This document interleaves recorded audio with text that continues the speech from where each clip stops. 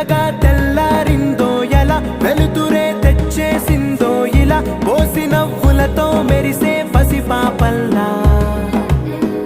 చేదతో బావులలో గలగల చెరువులో బాతుల ఈతల కళ చేదుగా ఉన్న వేపను నమిలే వేళ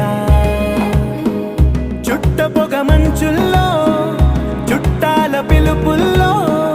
మాటలే కలిపేస్తూ మనసారా మమతల్ని పండించి అందించు